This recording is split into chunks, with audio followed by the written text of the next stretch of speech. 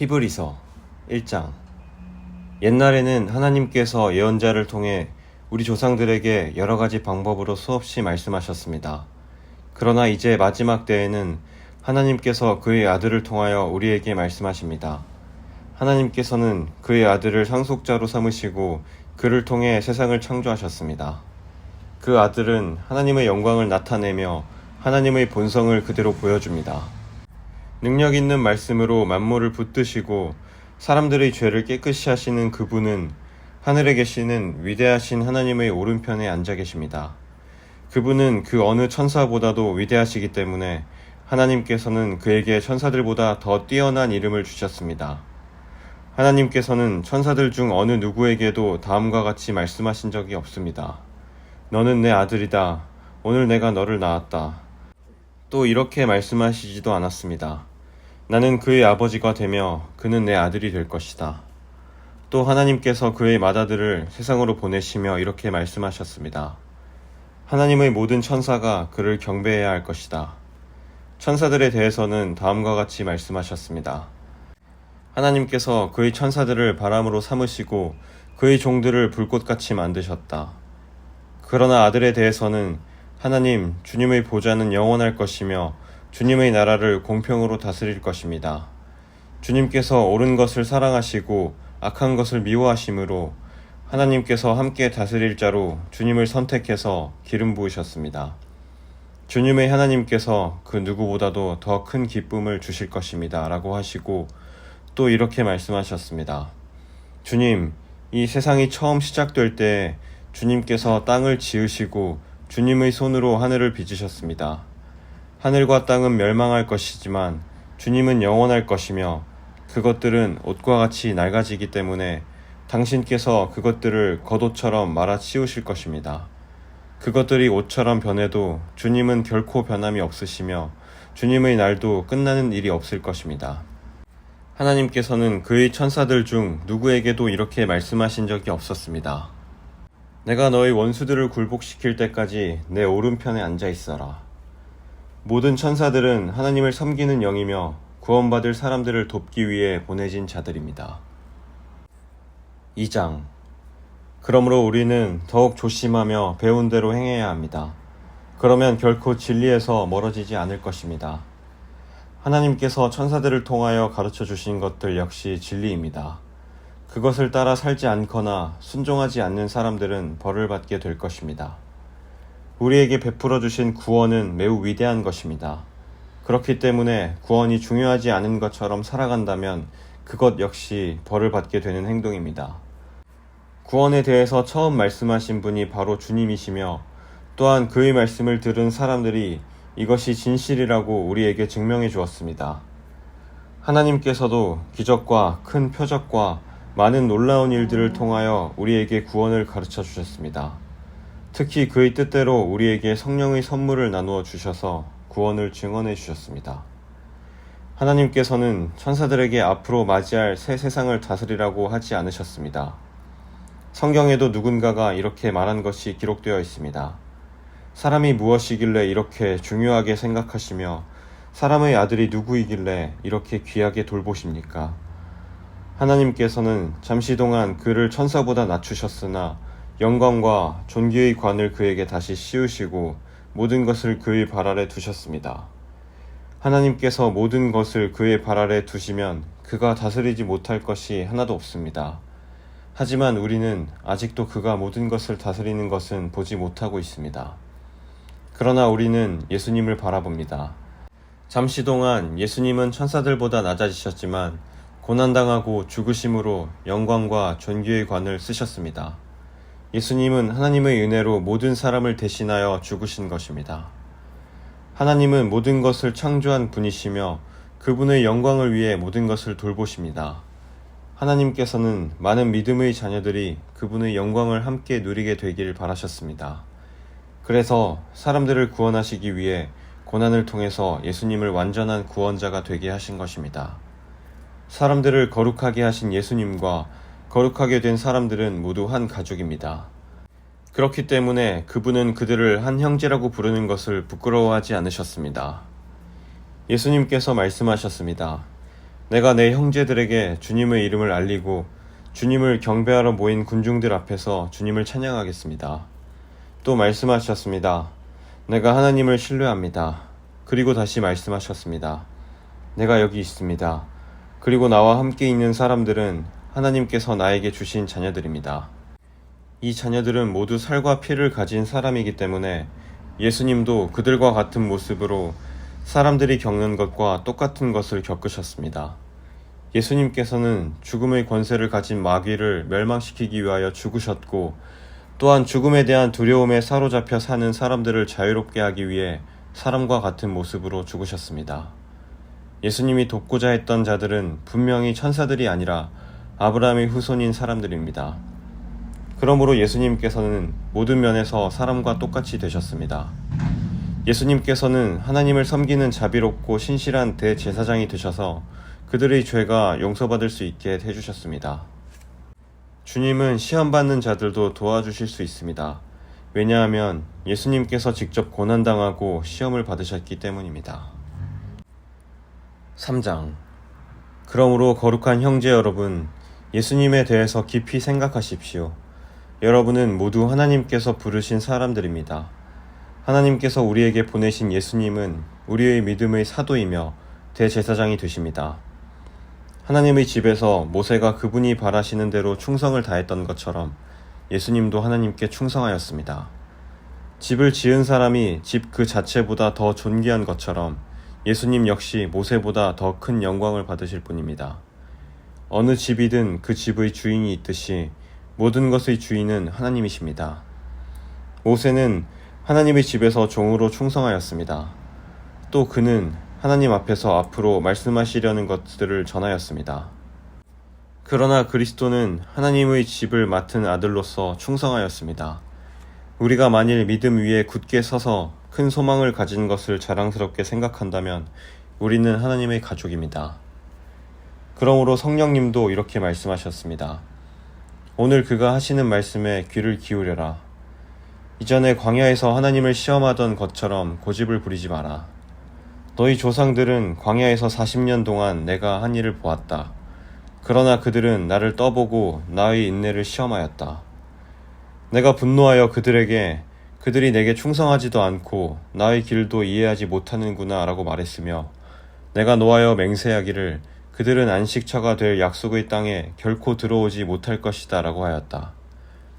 그러므로 형제 여러분, 그 어느 누구라도 악한 생각을 품거나 믿음을 소홀히 하지 마십시오. 그런 마음은 살아계신 하나님을 따르는 데 방해가 될 뿐입니다. 오히려 오늘이라고 부르는 이 시간에 서로를 더욱더 격려하십시오. 죄와 속임수로 마음이 완고해지는 사람이 없도록 서로서로 돕기 바랍니다. 우리가 처음에 가졌던 굳은 믿음을 끝까지 지키면 그리스도 안에서 모든 것을 함께 누리게 될 것입니다. 이것이 바로 성경에서 말하고 있는 것입니다. 오늘 그가 하시는 말씀에 귀를 기울여라. 이전에 광야에서 하나님을 시험하던 것처럼 고집을 부리지 마라. 하나님의 음성을 듣고도 따르지 않았던 사람이 누구였습니까? 모세를 따라 이집트에서 나온 사람들이 아니었습니까? 또 하나님께서 40년 동안 누구에게 분노하셨습니까? 죄를 짓고 광야에서 죽어간 자들이 아닙니까? 하나님께서 약속의 땅인 안식처에 결코 들어오지 못할 것이라고 누구에게 맹세하여 말씀하셨습니까? 그에게 순종하지 않은 사람들을 두고 하신 말씀이 아닙니까? 우리는 그들이 믿지 않았기 때문에 하나님께서 약속하신 안식처에 들어가지 못했다는 것을 알 수 있습니다. 4장. 이제 하나님의 안식처에 들어갈 수 있는 약속이 아직 우리에게 남아 있습니다.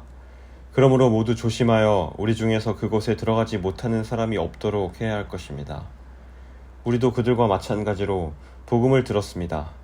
다만 그들은 복음을 들을 때 그 말씀을 믿음으로 받지 않았기 때문에 유익을 얻지 못한 것입니다. 그러나 믿는 우리들은 하나님의 안식에 들어가서 쉴 수 있습니다. 이것은 하나님께서 말씀하신 것과 같습니다. 그러므로 내가 분노하여 맹세하기를 그들은 결코 안식처가 될 내 약속의 땅에 들어오지 못할 것이다. 하지만 세상이 창조될 때부터 이 일은 이미 이루어졌습니다.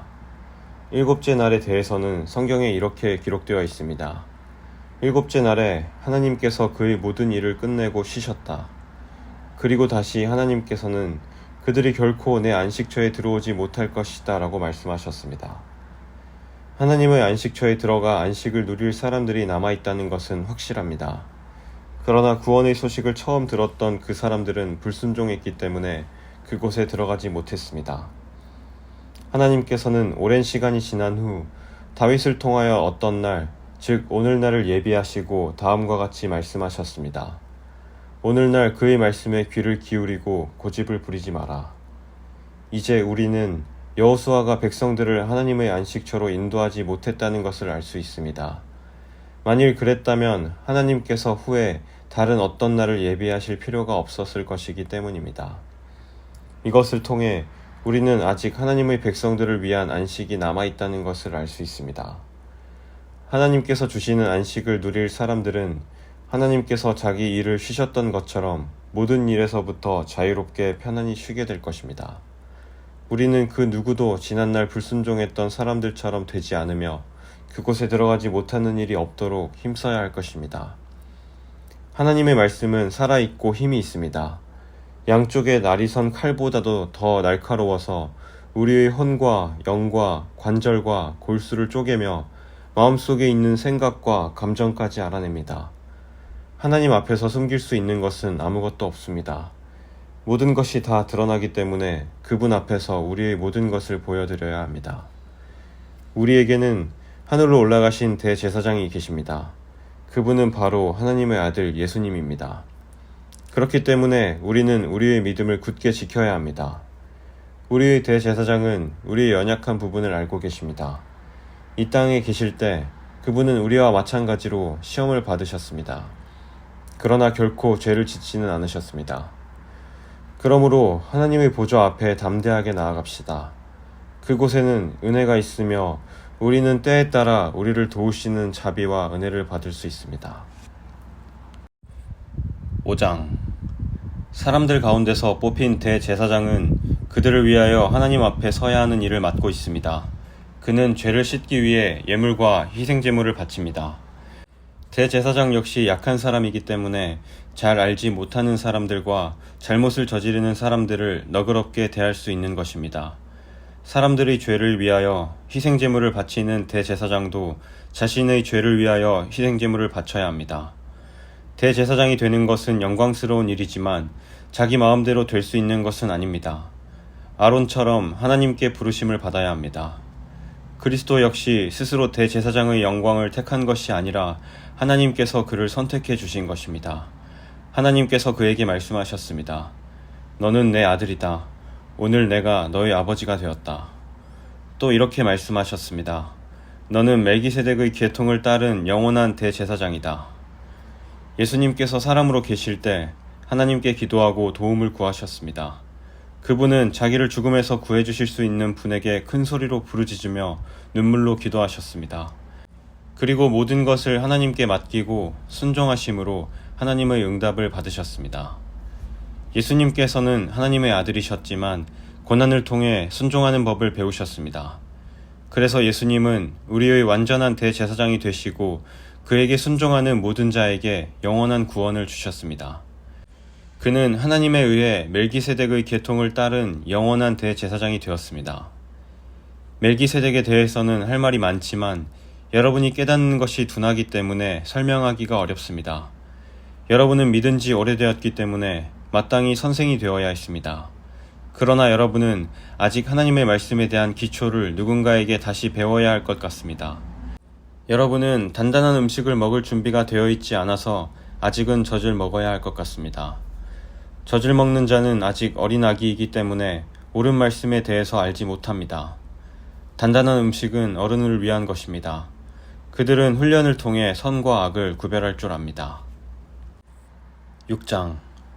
그러므로 훌륭하게 자란 어른이 됩시다. 처음 그리스도에 대해 배우던 때로 되돌아가서는 안 됩니다. 그때는 죽음에 이르게 하는 행위에서 막 돌아서서 회개하던 때이며 하나님에 대한 신앙의 기초를 닦던 때였습니다. 세례와 안수와 죽은 자의 부활과 영원한 심판에 관한 기초를 다시 닦지는 마십시오.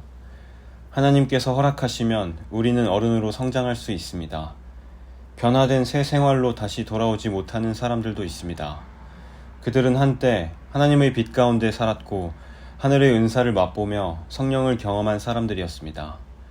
하나님의 선한 말씀과 앞으로 올 새로운 세상의 능력도 받았습니다. 그런데 그들이 그리스도를 떠나버렸습니다.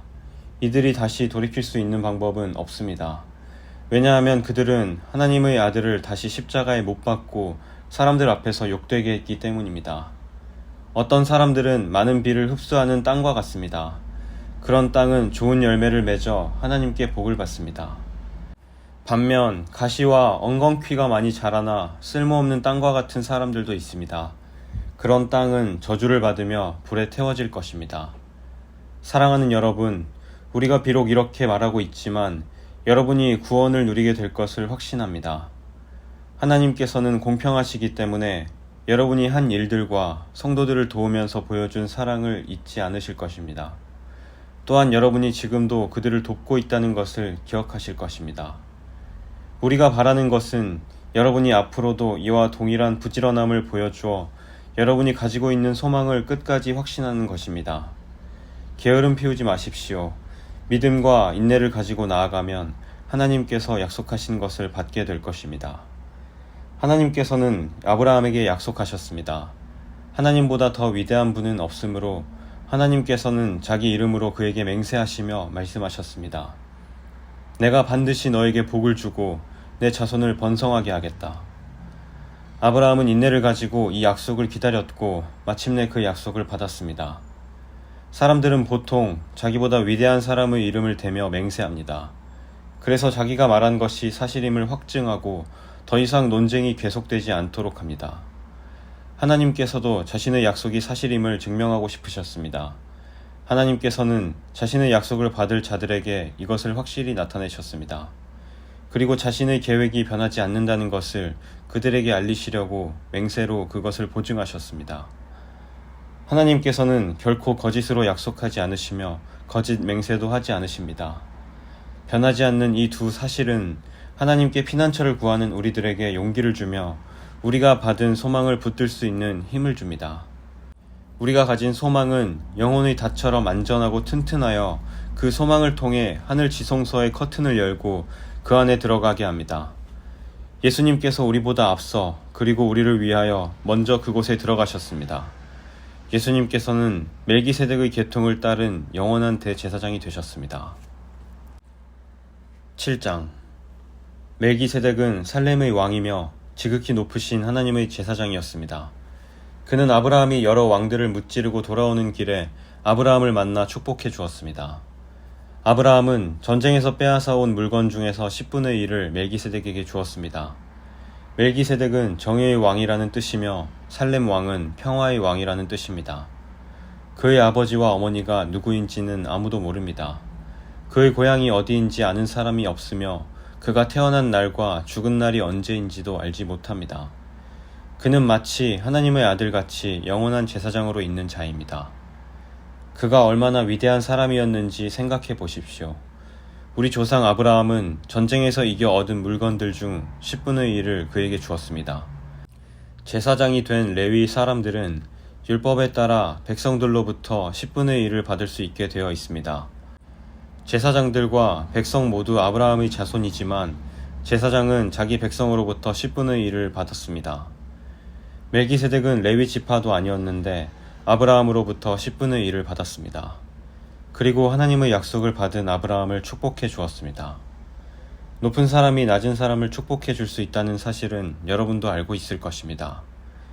제사장들도 10분의 1을 받지만 그들도 결국 죽을 인간에 불과합니다. 그러나 아브라함으로부터 10분의 1을 받은 멜기세덱은 성경이 말한 대로 영원히 살아 있습니다. 또한 백성들로부터 10분의 1을 받았던 레위 지파도 아브라함을 통해 멜기세덱에게 10분의 1을 바쳤다고 말할 수 있습니다. 왜냐하면 아브라함이 멜기세덱을 만났을 때 레위는 아직 태어나지 않았고 아브라함의 몸속에 있었기 때문입니다. 이스라엘 백성들은 레위 지파의 제사장 직분을 통해 율법을 받았습니다. 그러나 제사장 직분을 받았다고 해서 그들이 영적으로 완전해질 수는 없었습니다. 따라서 또 다른 제사장, 즉 아론의 계통이 아닌 멜기세덱의 계통을 따른 제사장이 필요했던 것입니다. 제사장 제도가 바뀌어야 한다면 율법도 바뀌어야 할 것입니다. 우리는 지금 그리스도에 대해서 말하고 있습니다. 그리스도는 레위 지파가 아닌 다른 지파의 사람이었는데 그 지파에서 나온 사람들 중 제단에서 제사장으로 섬긴 사람은 한 명도 없었습니다. 우리 주님께서 유다 지파에 속했다는 사실은 분명합니다. 모세가 이 지파에 대해 말할 때 제사장 직분이라는 것을 한 번도 말한 적이 없었습니다. 멜기세덱과 같은 또 다른 제사장이 오신 것을 보면 이제 더 분명해지는 것 같습니다. 그분은 인간의 법과 규칙에 따라 제사장이 되신 것이 아니고 영원한 생명의 능력으로 제사장이 되셨습니다. 성경에 그분에 대해 이렇게 기록되어 있습니다. 너는 멜기세덱의 계통을 따른 영원한 제사장이다. 옛 계명은 약하고 쓸모가 없으므로 이제 폐지되었습니다. 모세의 율법으로는 아무것도 완전하게 할 수 없습니다. 그러나 이제 우리는 더 나은 소망을 받았고 이 소망을 통해 하나님께 가까이 나아갈 수 있습니다. 예수님을 대제사장으로 세우실 때 하나님께서 맹세하셨습니다. 다른 사람들이 제사장이 될 때에는 그런 맹세를 하지 않으셨습니다. 그러나 그리스도는 하나님의 맹세로 제사장이 되셨습니다. 주님께서 너는 영원한 제사장이다 라고 약속하셨으니 그 마음을 결코 바꾸지 않으실 것이다. 예수님께서 하나님과 그의 백성 사이에 더 좋은 약속의 보증이 되셨다는 뜻입니다. 제사장들이 죽으면 제사장의 일을 더 이상 할 수 없기 때문에 제사장의 숫자가 많을 수밖에 없었습니다. 그러나 예수님께서는 영원히 살아계시기 때문에 결코 제사장의 일을 쉬지 않으실 것입니다. 그러므로 예수님은 자기를 통해 하나님께 나아오는 자들을 완전히 구원하실 수 있습니다. 예수님은 항상 살아계셔서 하나님께 나아오는 자들을 돕고 계시기 때문입니다. 예수님이야말로 우리에게 진정으로 필요한 대제사장이십니다. 예수님께서는 거룩하고 죄가 없으시며 흠이 없고 죄인들과 구별되는 하늘보다 높은 곳에 계신 분이십니다. 그분은 다른 제사장들과는 다릅니다. 그들은 매일 제사를 드려야 합니다. 먼저 자신의 죄를 위하여, 다음은 백성의 죄를 위하여 희생제물을 바칩니다. 그러나 그리스도는 그럴 필요가 없으십니다. 예수님께서는 자기 자신을 희생제물로 드려서 단 한 번에 그 일을 끝내셨기 때문입니다. 율법은 약점을 가진 사람들을 제사장으로 세웠습니다. 그러나 하나님의 아들이신 예수님께서는 하나님의 맹세하심을 통해 영원토록 완전한 대제사장이 되셨습니다. 8장. 지금까지 우리가 말한 것의 요점은 하늘에 계신 하나님의 오른쪽에 앉아 계신 대제사장이 우리와 함께 있다는 것입니다. 우리의 대제사장은 지극히 거룩한 곳인 성소에서 섬기고 계십니다. 그곳은 사람이 세운 곳이 아니라 하나님께서 세우신 거룩한 장막이요 참 성막입니다. 모든 대제사장은 하나님께 예물과 제사를 드리는 일을 맡고 있습니다. 따라서 우리의 대제사장도 하나님께 무엇인가를 드려야 했습니다. 예수님께서 이 세상에 계셨다면 제사장이 되시지 못했을 것입니다. 그것은 이미 세상에 있는 율법을 따라 하나님께 예물을 드릴 제사장들이 있기 때문입니다. 그들이 섬기는 성소는 하늘에 있는 성소의 모형과 그림자에 불과합니다. 모세가 성막을 지을 때 하나님께서는 너는 모든 것을 내가 산에서 내게 보여준 대로 주위에서 짓도록 하여라 하고 지시하셨습니다. 그러나 예수님께서 맡으신 제사장의 직분은 다른 제사장들의 일보다 훨씬 더 큽니다. 마찬가지로 하나님께서 예수님을 통해 그의 백성에게 주신 언약도 옛 언약보다 훨씬 좋은 것입니다. 이 새 언약은 더 좋은 약속에 근거하고 있습니다. 만일 첫 번째 언약에 아무 문제가 없다면 두 번째 언약이 필요 없을 것입니다. 그러나 하나님께서는 백성들의 잘못을 아시고 다음과 같이 말씀하셨습니다. 내가 이스라엘과 유다 백성으로 더불어 새 언약을 맺을 때가 되었다. 이것은 그들의 조상과 맺었던 언약과는 다른 것이다. 그때는 내가 그들을 내 손으로 붙들고 이집트에서 인도해낼 때였다. 그러나 그들은 나와 맺은 언약을 깨뜨렸고 나도 그들을 저버렸다. 나중에 내가 다시 이스라엘 백성과 함께 새 언약을 맺을 것이다. 내가 나의 가르침을 그들의 마음속에 새기고 그들의 가슴에 기록할 것이다. 나는 그들의 하나님이 되고 그들은 내 백성이 될 것이다. 그때는 사람들이 그들의 이웃과 친척들에게 주님을 알도록 가르칠 필요가 더 이상 없을 것이다. 그것은 가장 작은 자부터 가장 큰 자에 이르기까지 나를 모르는 사람이 한 사람도 없을 것이기 때문이다. 나는 그들이 저지른 악한 일을 다 용서하고 그들의 죄를 더 이상 기억하지 않을 것이다. 하나님께서는 이것을 새 언약이라 부르시고 첫 번째 언약은 옛 언약으로 돌리셨습니다. 낡고 오래된 것은 사라지기 마련입니다. 9장. 첫 번째 언약에도 예배 규칙이 있었으며 또한 예배를 위해 사람이 만든 장소도 있었습니다. 먼저 성막이 세워졌습니다. 성막의 앞부분은 성소라 불렀습니다. 그곳에는 촛대와 빵이 놓여진 상이 있었는데 하나님을 위해 거룩하게 예비된 것이었습니다. 휘장으로 가려진 성소 안쪽에는 지성소라고 하는 작은 방이 있었습니다. 그곳에는 향을 피우는 금제단과 금으로 입혀진 법궤가 놓여 있었습니다. 법궤 안에는 만나를 담은 금항아리와 아론의 쌍난 지팡이 그리고 옛 언약이 새겨진 돌판이 들어 있었습니다. 법궤 위에는 하나님의 영광을 나타내는 날개에 달린 생물인 그룹들이 날개로 뚜껑을 덮고 있었습니다. 그러나 지금 이런 것들에 대해서 일일이 다 말할 수는 없습니다. 이 모든 것이 성막 안에 준비되어 있어서 제사장들은 언제나 첫 번째 방에 들어가 예배를 드렸습니다. 그러나 두 번째 방에는 오직 대제사장만이 1년에 한 번 들어갈 수 있었습니다. 또 대제사장도 피 없이는 결코 그곳에 들어갈 수 없었습니다. 그는 그 피를 자기 자신과 백성의 죄를 위해 하나님께 드렸습니다. 이것은 그들이 모르고 지은 죄를 위하여 드리는 것입니다. 성령은 이것을 통해 옛 성막 제도가 그대로 남아있을 때는 지성소로 들어가는 길이 아직 열려있지 않다는 것을 보여주셨습니다. 이것은 현재를 위한 비유입니다. 예물과 제사로는 예배드리는 자의 마음속까지 깨끗하게 할 수 없습니다.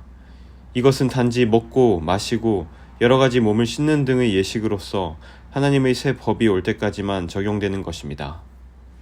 그러나 그리스도께서는 지금 우리가 가지고 있는 좋은 것들의 대제사장으로 오셨습니다. 그는 더 크고 완전한 성막에 들어가셨습니다. 그것은 사람의 손으로 지은 것이 아니며 이 세상에 속한 것도 아닙니다. 그리스도는 단 한 번 지성소로 들어가셨습니다. 그분은 염소나 송아지의 피가 아닌 자신의 피를 가지고 지성소로 들어가셔서 우리를 죄에서 완전히 자유롭게 해주셨습니다. 염소와 황소의 피와 암소의 죄를 부정한 사람에게 뿌리면 그 육체를 다시 깨끗하게 할 수 있습니다. 그렇다면 영원하신 성령을 통해 하나님께 자기 자신을 완전한 제물로 드린 그리스도의 피는 어떻겠습니까? 그의 피는 죽음에 이르게 하는 행동에서 우리 마음을 깨끗하게 하고 살아계신 하나님을 섬기는 데 부족함이 없도록 할 것입니다. 그러므로 그리스도께서 새 언약의 중보자가 되셨습니다. 이제 하나님께 부르심을 받은 자들은 하나님께서 약속하신 영원한 복을 받을 수 있게 되었습니다. 옛 언약 아래에서 살던 사람들을 죄로부터 자유롭게 하기 위하여 그리스도께서 죽으셨기 때문에 사람들이 그 축복을 누릴 수 있게 된 것입니다. 유언이 효력을 나타내려면 그 유언을 쓴 사람이 죽었다는 사실이 증명되어야 합니다. 그 사람이 살아있는 한 유언은 아무 쓸모가 없습니다. 오직 죽은 후에만 쓸모가 있는 것입니다. 이처럼 옛 언약도 죽음을 나타내는 피 없이 세운 것이 아닙니다. 모세는 백성들에게 율법에 적힌 모든 계명을 말해주었습니다. 그리고 송아지의 피를 물과 함께 섞은 다음 붉은 양털과 우슬초에 적셔서 율법책과 백성들에게 뿌렸습니다. 그리고 이것은 하나님께서 여러분에게 순종하라고 명령하신 언약의 피입니다 라고 말했습니다. 모세는 성막과 예배에 쓰이는 모든 물건에도 그런 방법으로 피를 뿌렸습니다. 율법은 거의 모든 것이 피로써 깨끗해지며 피 흘림이 없으면 죄의 용서도 없다고 말합니다. 하늘에 있는 참된 것들을 모방한 이 땅의 모형은 동물의 피로 깨끗해져야 합니다. 그러나 하늘에 있는 것들은 더 좋은 제물이 필요합니다. 그리스도께서는 사람이 지은 지성소에 들어가지 않으셨습니다. 그것은 참된 것의 모형일 뿐입니다. 그리스도께서는 하늘에 올라가시고 그곳에서 우리를 도우시려고 하나님 앞에 서신 것입니다. 대제사장은 1년에 한 번 자신의 피가 아닌 동물의 피를 가지고 지성소로 들어갑니다. 그렇다고 그리스도께서 자신을 제물로 드리기 위해 매번 하늘로 올라가신 것은 아닙니다. 만일 그래야 한다면 그리스도께서 세상이 창조되었을 때부터 고난을 자주 받으셔야 했을 것입니다. 그러나 그리스도께서는 단 한 번 오셔서 자신을 제물로 드림으로 모든 죄를 깨끗하게 하셨습니다. 사람들은 모두 한 번은 죽습니다. 죽은 후에는 심판이 우리를 기다립니다.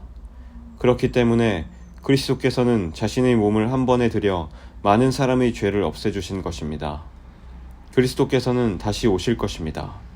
그때는 죄를 없애기 위해서가 아니라 그리스도를 기다리는 자들에게 구원을 주기 위해 오시는 것입니다. 10장 율법은 앞으로 오게 될 좋은 것들의 그림자에 불과하며 참된 것의 완전한 모양이 아닙니다. 율법 아래 있는 사람들은 해마다 똑같은 제사를 드립니다.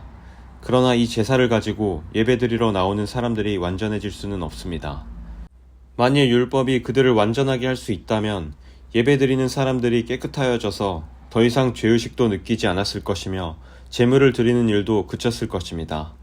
그러나 제사는 해마다 자기의 죄를 생각나게 합니다.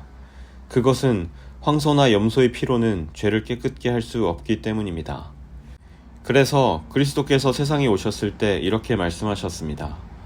하나님께서는 제사와 예물을 원하지 않으시고 나를 위해 한 몸을 예비하셨습니다. 또한 태워드리는 제사인 번제와 죄를 씻는 제사인 속죄제도 기뻐하지 않으십니다.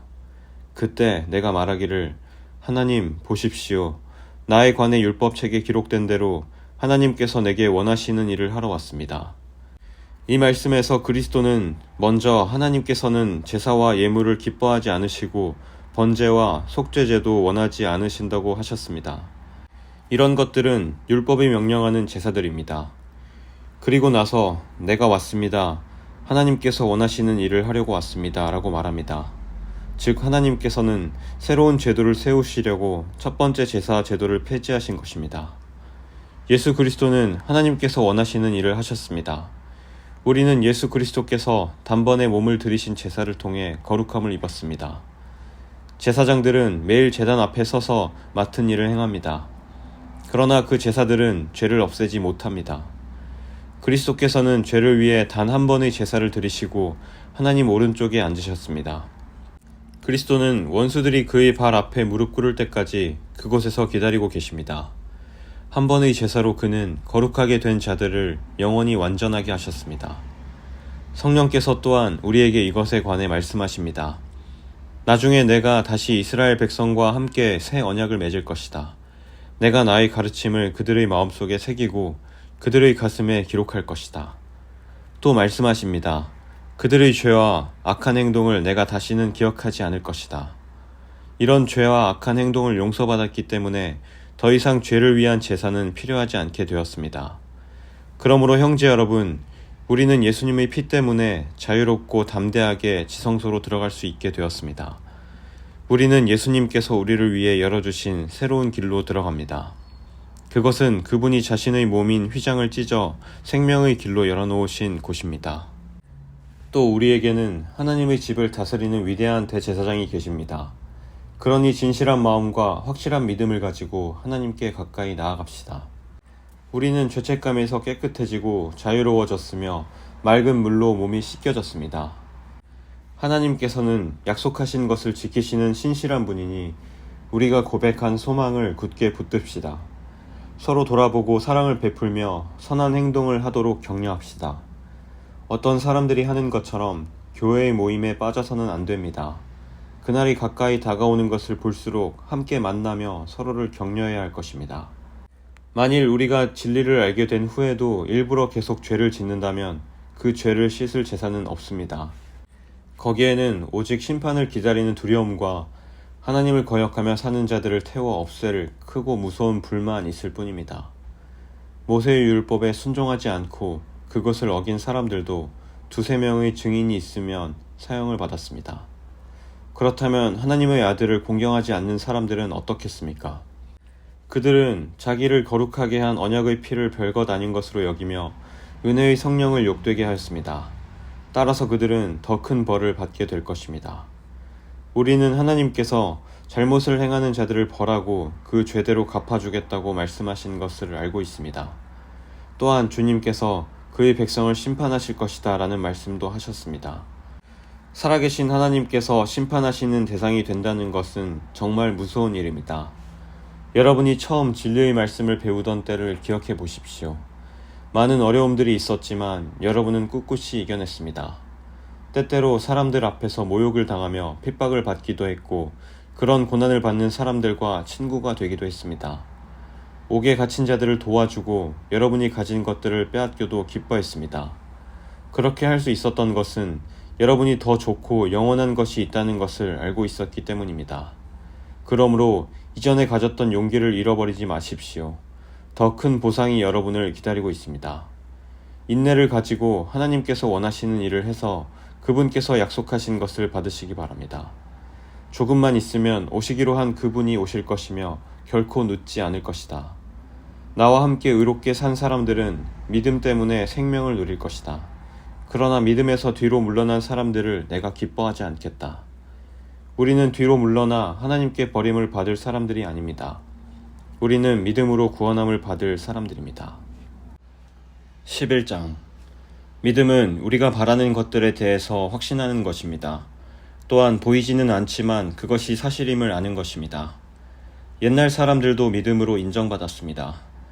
믿음을 통해 우리는 이 세상 모든 것이 하나님의 말씀으로 창조되었다는 것을 이해합니다. 이것은 우리가 보고 있는 것들이 보이지 않는 어떤 것으로 만들어졌다는 것을 말합니다. 아벨은 믿음으로 가인보다 하나님께 더 나은 제사를 드렸습니다. 하나님께서는 아벨이 드린 제사를 기뻐 받으시고 그를 의인이라 부르셨습니다. 아벨은 죽었지만 여전히 그의 믿음을 통해 우리에게 말하고 있습니다. 믿음으로 에녹은 죽지 않고 하늘로 옮겨져서 아무도 그를 볼 수 없게 되었습니다. 하나님께서 그를 하늘로 데리고 올라가신 것입니다. 성경은 그가 이 땅에 사는 동안 진실로 하나님을 기쁘게 하는 자였다고 증언합니다. 믿음이 없이는 어느 누구도 하나님을 기쁘시게 할 수 없습니다. 하나님께 나아오는 자는 그가 계시다는 것과 그를 찾는 자들에게 상 주시는 분이라는 것을 진정으로 믿어야 합니다. 믿음으로 노아는 아직 보지 못하는 일에 대한 하나님의 경고를 들었습니다. 그는 하나님께 순종해서 그의 가족을 구원할 방주를 지었습니다. 그는 믿음으로 세상이 잘못되어 가고 있음을 사람들에게 알리고 하나님과 의의 관계를 맺은 사람이 되었습니다. 믿음으로 아브라함은 하나님께서 그에게 약속하신 땅으로 가라는 하나님의 부르심에 순종하였습니다. 그는 가야 할 곳도 모른 채 자기 고향을 떠났습니다. 그는 믿음 때문에 하나님께서 자기에게 약속하신 땅에 가서 살 수 있었습니다. 그는 그곳에서 갈 곳 없는 나그네처럼 살았고 같은 약속을 받은 이삭과 야곱과 함께 장막에서 거하였습니다. 아브라함은 영원한 터가 있는 성을 기다리고 있었습니다. 그것은 하나님께서 계획하고 세우신 성입니다. 사라 자신도 아이를 낳기에는 나이가 너무 많았으나 믿음으로 후손을 얻을 힘을 얻었습니다. 그것은 그녀가 약속해 주신 하나님을 신실한 분으로 믿었기 때문입니다. 나이가 많아 거의 죽은 사람과 다름없던 한 사람으로부터 하늘의 별과 바닷가의 모래알같이 셀 수 없을 정도로 많은 후손이 나왔습니다. 이 사람들은 모두 믿음을 따라 살다가 죽었습니다. 그들은 하나님께서 그의 백성에게 약속하신 것을 받지는 못했으나 앞으로 올 것들을 멀리서 보고 기뻐하였습니다. 그들은 스스로 자신들이 이 땅에서 나그네일 뿐이라고 고백하였습니다. 이것은 그들이 진짜 고향을 찾고 있다는 것을 나타냅니다. 만일 그들이 떠나온 고향을 생각한다면 다시 되돌아갈 수도 있었을 것입니다. 그러나 그들은 더 나은 고향을 기다리고 있었는데 그것은 바로 하늘에 있는 고향이었습니다. 그래서 하나님께서는 저들의 하나님이라고 불리는 것을 부끄러워하지 않으시고 그들을 위해 한 성을 예비해 주셨습니다. 아브라함은 하나님께 시험을 받았을 때 믿음으로 이삭을 제물로 바쳤습니다. 그는 하나님께 약속을 받았는데도 아들을 바칠 준비를 한 것입니다. 하나님께서는 그에게 내가 네게 약속한 후손은 이삭을 통해 나올 것이다 라고 말씀하셨습니다. 아브라함은 하나님께서 죽은 사람도 살려주신다는 것을 믿었습니다. 아브라함은 이삭을 죽은 사람들 가운데서 다시 받은 것입니다. 믿음으로 이삭은 야곱과 에서의 앞날을 축복하였습니다. 또 믿음으로 야곱은 죽을 때 요셉의 아들들을 축복하고 그의 지팡이를 짚고서 하나님께 경배드렸습니다. 믿음으로 요셉은 죽을 때 이스라엘 백성이 이집트에서 떠날 것을 말하였고 자신의 시신을 어떻게 할 것인지도 얘기하였습니다. 믿음으로 모세의 부모는 그가 태어났을 때 평범한 아이가 아니라는 것을 알고 석 달 동안 그를 숨기며 키웠습니다. 그들은 왕의 명령을 거역하는 것도 두려워하지 않았습니다. 믿음으로 모세는 성장한 뒤 파라오 딸의 아들이라 불리는 것을 거절하였습니다. 그는 잠시 동안 죄의 즐거움을 누리기보다는 하나님의 백성들과 함께 고난받는 것을 택하였습니다. 그는 이집트의 온갖 보물을 가지는 것보다 그리스도를 위해 고난받는 것이 더 낫다고 생각한 것입니다. 그는 오직 하나님이 주실 상만을 바라보았습니다. 믿음으로 모세는 이집트를 떠났으며 왕의 분노를 두려워하지 않았습니다. 모세는 보이지 않는 하나님을 마치 보이는 듯이 바라보며 꿋꿋이 참았습니다. 믿음으로 모세는 유월절을 준비하고 문마다 피를 발랐습니다. 이 피는 죽음의 천사가 이스라엘 백성의 맏아들을 죽이지 않도록 하기 위해 바른 것입니다. 믿음으로 그들은 마른 땅을 건너는 것처럼 홍해를 지나갔습니다. 그러나 이집트인들은 그들을 따라가다가 물에 빠져 죽고 말았습니다. 믿음으로 이스라엘 백성들이 여리고 성 주위를 7일 동안 돌자 성은 무너졌습니다. 믿음으로 기생 라합은 정탐꾼들을 잘 대접하여 하나님께 순종하지 않은 자들이 죽임을 당할 때 구원을 받았습니다. 더 많은 이야기가 필요합니까? 기드온, 바락, 삼손, 입다, 다윗, 사무엘, 그리고 다른 예언자들을 다 말하려면 시간이 모자랄 것입니다.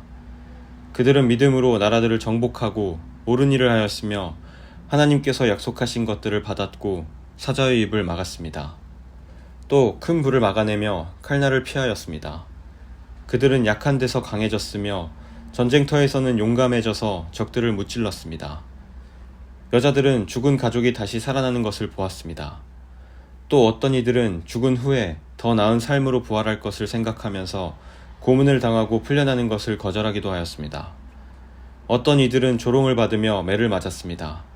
어떤 이들은 묶인 채로 감옥에 끌려갔습니다. 그들은 돌에 맞아 죽었고 몸이 반으로 잘리기도 하였으며 칼에 찔려 죽기도 하였습니다. 양과 염소 가죽을 두르고 가난과 고난과 학대를 견뎌야 했습니다. 그들에게 세상은 아무런 가치가 없었습니다. 그들은 광야와 산과 동굴과 땅굴에서 살았습니다. 이 사람들은 모두 믿음으로 이름이 알려진 자들입니다. 그러나 그들 중 어느 누구도 하나님께서 약속하신 것을 받지는 못하였습니다. 그것은 하나님께서 우리에게 더 좋은 것을 예비하시고 그들이 우리와 함께 완전해지도록 하셨기 때문입니다. 12장. 우리에게는 이렇게 많은 믿음의 증인들이 있습니다. 그들의 삶은 우리에게 믿음이 무엇인지 말해주고 있습니다. 그러므로 포기하지 말고 우리 앞에 있는 경주를 열심히 합시다. 우리 삶 속에서 방해가 되는 것들은 다 없애버리고 우리를 쉽게 올가매는 죄를 벗어버립시다. 우리 믿음의 시작이며 또 믿음을 완전하게 하시는 주님만을 바라봅시다. 예수님께서는 십자가에서 돌아가실 때 아무것도 아닌 것처럼 모든 부끄러움을 참아내셨습니다. 예수님께서는 하나님께서 예비해 두신 기쁨을 기대하셨기 때문에 그렇게 하실 수 있었던 것입니다. 이제 그분은 하나님 보좌의 오른편에 앉아 계십니다. 예수님을 생각하십시오.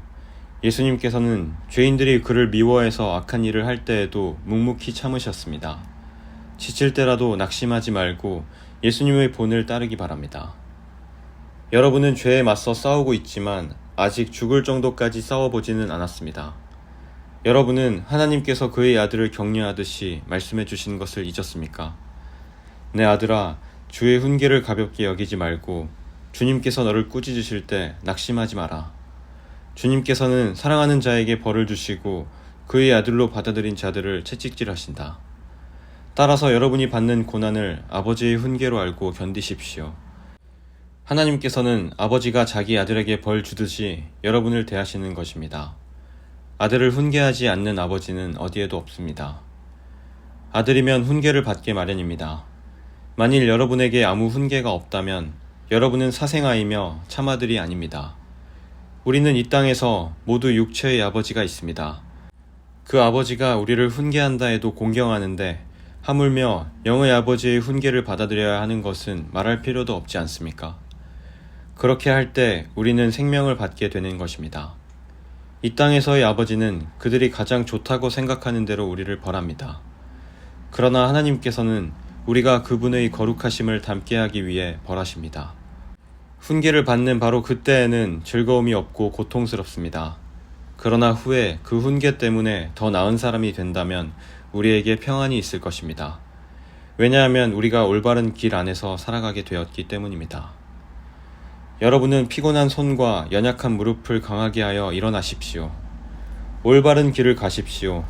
그러면 다리 저는 사람이 절뚝거리지 않고 고침을 받게 될 것입니다. 모든 사람과 사이좋게 지내며 거룩하게 사십시오. 만일 삶이 거룩하지 못한다면 결코 주님을 만나지 못할 것입니다.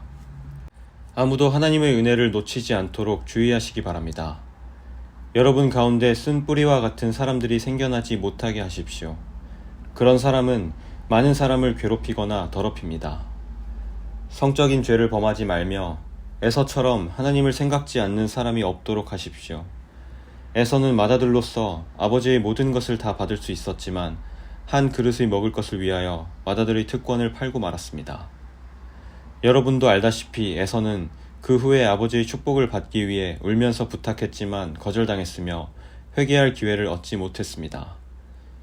여러분이 도착할 곳은 손으로 만질 수 있거나 불이 타오르는 산도 아니고 어두움과 슬픔과 폭풍이 일어나는 산도 아닙니다.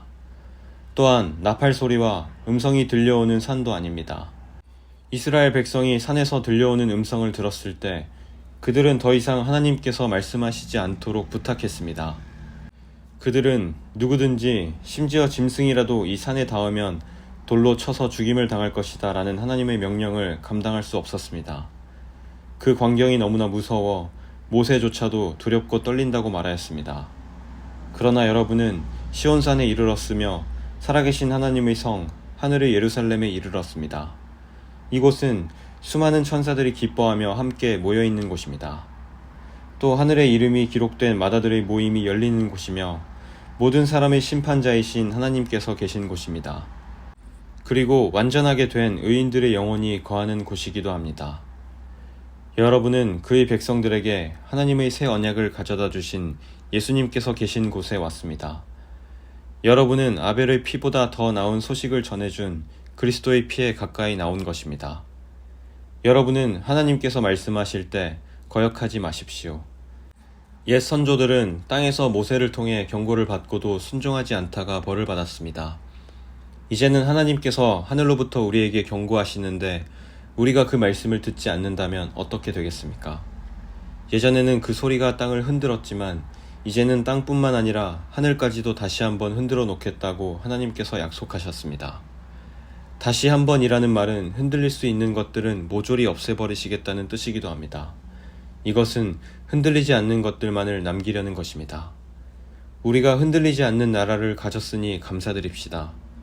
하나님을 기쁘시게 하며 경건함과 두려움으로 그분께 예배드립시다. 우리 하나님은 모든 것을 태워버리는 불과 같은 분이십니다. 13장 그리스도 안에서 한 형제로 서로 사랑하십시오. 나그네를 대접하는 일을 잊지 말기 바랍니다. 어떤 사람들은 나그네를 대접하다가 자기도 모르는 사이에 천사를 대접하였습니다. 옥에 갇힌 자들을 기억하십시오. 마치 여러분이 옥에 갇혀있는 것처럼 저들을 생각하고 고통당하는 자들을 볼 때는 여러분이 고통받는 것처럼 그들을 생각해 주기 바랍니다. 모두 결혼을 귀하게 여기십시오. 남편과 아내는 그들의 결혼을 깨끗이 유지해야 합니다. 하나님께서는 가늠하는 자들을 벌하실 것입니다. 돈이 여러분의 삶을 다스리지 않도록 하십시오. 가진 것에 만족하시기 바랍니다. 하나님께서는 내가 결코 너를 떠나지 않겠다. 내가 결코 너를 잊지 않겠다고 말씀하셨습니다. 그러므로 우리는 자신 있게 말할 수 있습니다. 주님은 나를 돕는 자시니 내가 두려워하지 않을 것입니다. 사람들이 내게 무슨 짓을 할 수 있겠습니까? 여러분에게 하나님의 말씀을 가르쳐준 지도자들을 기억하십시오. 그들이 어떻게 살고 어떻게 죽었는지를 생각하고 그들의 믿음을 본받으십시오. 예수 그리스도는 어제나 오늘이나 영원히 똑같으십니다. 여러 가지 이상한 가르침에 빠져서 잘못된 길로 들어서지 않도록 주의하십시오. 하나님의 은혜로 마음을 강하게 하십시오. 그러나 음식에 대한 규칙에는 얽매이지 마십시오. 그런 규정은 아무 도움이 되지 않습니다. 우리에게 제단이 있습니다. 그러나 성막에서 섬기는 제사장들이 제사 드린 것을 먹을 수는 없습니다. 대제사장은 죄를 없애기 위해 지성소 안으로 동물의 피를 가지고 들어가서 그것을 바칩니다. 그러나 그 동물의 시체는 성막 바깥에서 불사릅니다. 이와 같이 예수님도 성문 밖에서 고난을 당하셨습니다. 예수님께서는 자기 피로 그의 백성들을 거룩하게 하려고 죽으셨습니다. 그러므로 우리도 성문 밖에 계신 주님께 나아가서 그분이 당하신 수치를 함께 겪읍시다. 이 땅에는 영원한 성이 없으며 우리는 앞으로 다가올 성을 찾고 있습니다. 그러므로 예수님을 통하여 항상 하나님께 찬양의 제사를 드립시다. 이는 그분의 이름을 증언하는 우리 입술의 열매입니다. 다른 사람들에게 선을 베푸는 일을 잊지 마십시오. 여러분이 가진 것을 서로 나누시기 바랍니다. 이러한 행동은 하나님을 기쁘시게 하는 제사입니다. 여러분을 인도하는 지도자들에게 순종하고 그들의 권위를 존중하십시오. 그들은 여러분의 영혼을 책임진 자들이기에 여러분을 주위에서 살피고 있습니다. 그들이 이 일을 괴로워하지 않고 즐거운 마음으로 할 수 있도록 해주십시오. 그들의 일을 힘들게 하는 것은 여러분에게 아무 도움이 되지 않습니다. 우리를 위해 기도해 주십시오. 우리는 모든 일을 선하게 하려고 하므로 우리가 선한 양심을 갖고 있다는 것을 확신합니다. 하나님께서 빨리 저를 여러분에게 보내주시도록 기도해 주십시오. 평화의 하나님께서 양들의 큰 목자이신 우리 주 예수님을 죽음에서 살리셨습니다. 하나님께서는 예수님의 보혈로 자기 백성과 영원한 언약을 맺으셨습니다. 바로 이 하나님께서 여러분에게 필요한 모든 좋은 것들을 내려주셔서 여러분이 하나님의 일을 잘할 수 있게 되기를 바랍니다. 또 예수 그리스도를 통해 우리 안에서 그의 기뻐하시는 뜻이 이루어지기를 기도합니다. 예수 그리스도께 길이길이 영광이 있을 것입니다. 아멘. 형제 여러분, 몇 마디에 불과한 짧은 편지이지만 여러분을 격려하고자 쓴 글이라는 것을 명심하십시오. 우리 형제 디모데가 감옥에서 풀려 나왔습니다. 그가 도착하면 여러분을 만나러 함께 가겠습니다. 여러분의 지도자들과 모든 성도들에게 안부를 전합니다. 이탈리아에서 온 사람들이 여러분에게 안부를 전합니다. 하나님의 은혜가 여러분 모두에게 늘 함께하기를 기도합니다.